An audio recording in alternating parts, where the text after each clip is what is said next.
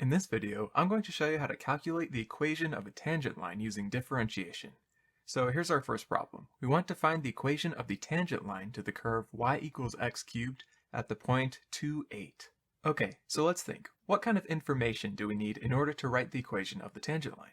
Well, in order to write the equation of a line, we need a point, and we also need a slope. We are given the point here. Our point is just 2, 8. But what is the slope? That's going to require a bit more thinking. Now, the slope that we want is the slope to a tangent line. And what's another name for the slope of the tangent line? The derivative.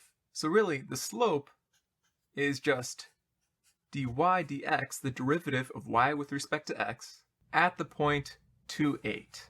And really, all we need is that x-coordinate at the point x equals 2 in our point here. Alright, so let's go ahead and compute dy dx. dy dx is the derivative of our function expression x cubed. And that's pretty easy to differentiate. All we do is apply the power rule, bring down that exponent 3, then decrease it by 1, so it goes down to 2. So dy dx is just 3x squared. So now to find dy dx at the point x equals 2, all we have to do is plug in 2 for this x here. So 3 times 2 squared, which is 3 times 4, which is 12. So now that we have the point and the slope, we can use point-slope form for the equation of our line. Remember, point-slope form looks like this. We have y minus the coordinate y naught, that's the y-coordinate of our point, that is equal to the slope, call it m, times x minus x naught, the x-coordinate of our point. So just to be very explicit, here our point, x naught, y naught, is the given point, 2, 8.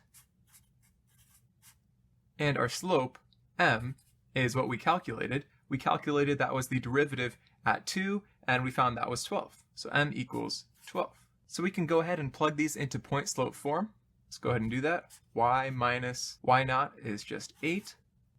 That's equal to m, which is 12, times x minus x naught, which is 2. And it's usually nice to go ahead and completely simplify this form into slope intercept form. So let's go ahead and do that. So I'll have y minus 8 equals, let's distribute that 12. So we get 12x minus 24. And then we just add 8 to both sides to get y alone. So y equals 12x minus 24 plus 8, which makes minus 16. So there we go. There is the equation of the tangent line. Here's another problem. We want to find the x-intercept and the y-intercept of the tangent line to the curve f of x equals 2 root x minus x over 8 at the point x equals 4. Alright, so before we think about finding the x-intercept and the y-intercept of the tangent line, let's just get the tangent line itself. And remember, to get the tangent line, we need a point and a slope. Let's worry about the point first. So for the point, we're told that x equals 4. We're told that's our point. Now, it's fine to refer to the point that way. We can sometimes call points by just their x-coordinates. But in order to compute our tangent line, we need the full point, meaning both the x and the y-coordinate of the point. Now, the y-coordinate is just the function value at that x-coordinate, 4. So y equals f of 4, and just plugging 4 into the definition of f, that's 2 root 4 minus 8 over 4. So this is 2 times root 4 is just 2, and then minus 8 over 4 is just 2. And then 2 times 2 is 4, then minus 2 is just 2.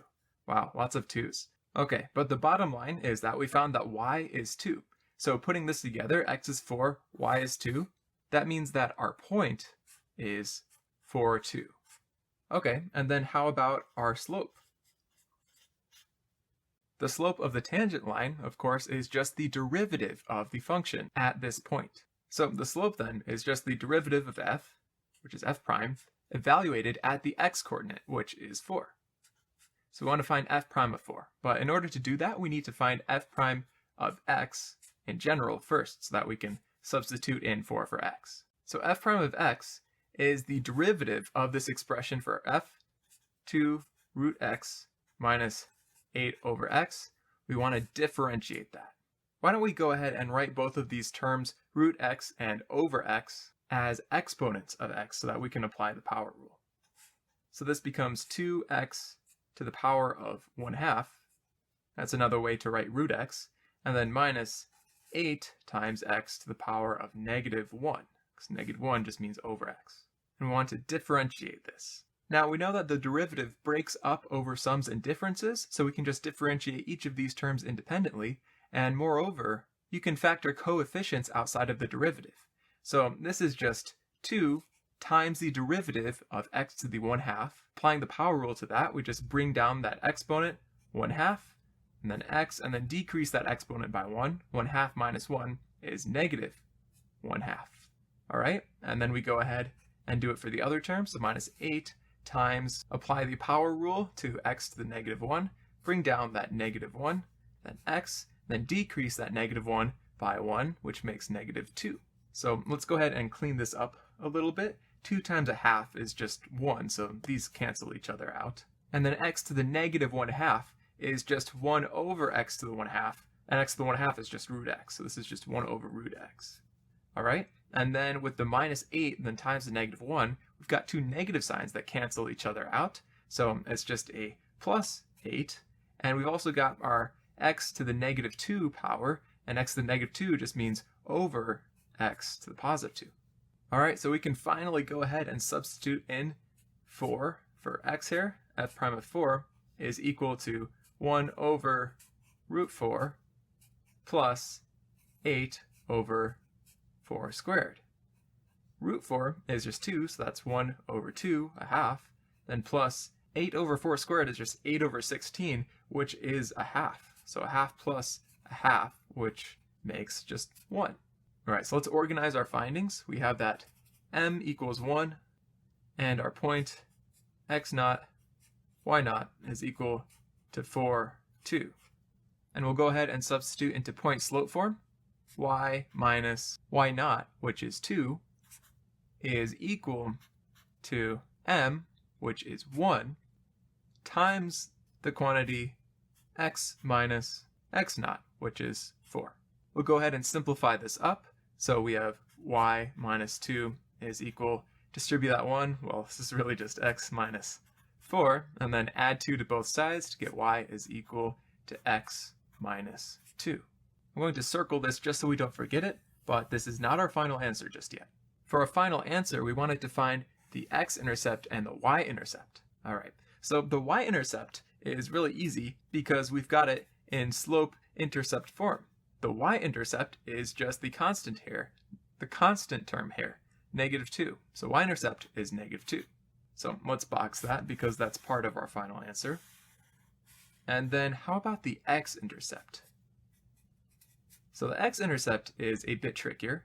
It requires a bit of manipulation, but that's okay. The x-intercept is where the graph hits the x-axis, meaning that y is 0. So what we can do is we can just sub in 0 for y here. 0 equals x minus 2, and then we'll just solve for x. And so that's pretty simple. So just add 2 to both sides, get 2 equals x. So that tells us that our x-intercept is equal to 2. And there we go. We're done. We've got our x and y intercepts.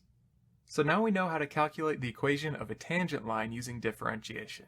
And in the future, we'll also learn how to calculate the equation of a normal line using differentiation.